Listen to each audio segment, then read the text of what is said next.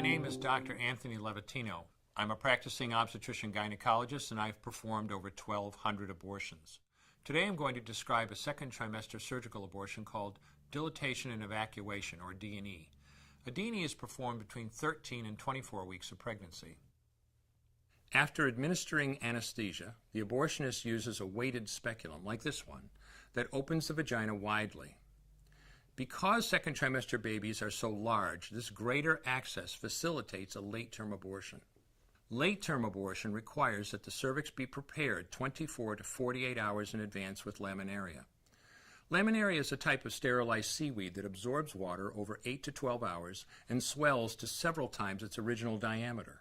Once removed, metal dilators can be used to further open the cervix as needed. Once the cervix has been stretched open, the suction tube is placed inside. A baby at 20 weeks gestation is as big as the length of my hand, from head to rump, not counting the legs. The suction machine is turned on, and pale yellow amniotic fluid surrounding the baby is suctioned out through the catheters. With babies this big, they don't fit through catheters this size. The baby's bones and skull are too strong to be torn apart by suction alone. This is a Sofer Clamp. A Sofer Clamp is made of stainless steel. It's about 13 inches long. The business end is about 2.5 inches long and a 1/2 inch wide, and there are rows of sharp teeth. This is a grasping instrument. When it gets a hold of something, it does not let go. The abortionist uses this clamp to grasp an arm or leg.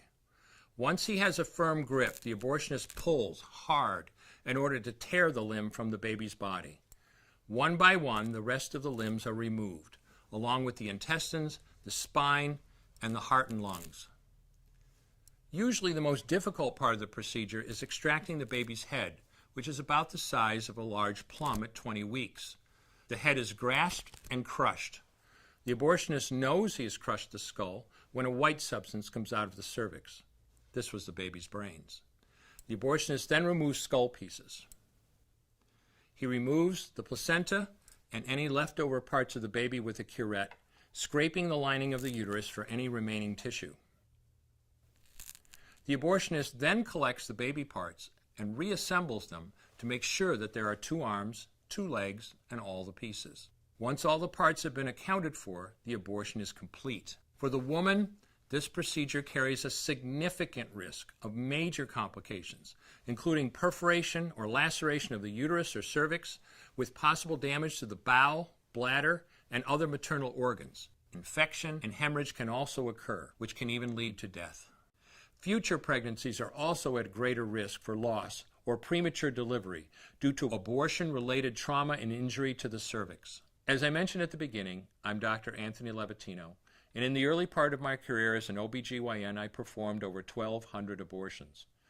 One day, after completing one of those abortions, I looked at the remains of a preborn child whose life I had ended, and all I could see was someone's son or daughter. I came to realize that killing a baby at any stage of pregnancy for any reason is wrong. I want you to know today, no matter where you're at or what you've done, you can change. Make a decision today to protect the preborn. Thank you for your time. I will no longer do any more abortions. When you finally figure out that killing a baby that big for money is wrong, that it doesn't take you too long to figure out it doesn't matter if the baby is this big or this big or this big or maybe even this big, it's all the same. And I haven't done any since then, and I never will.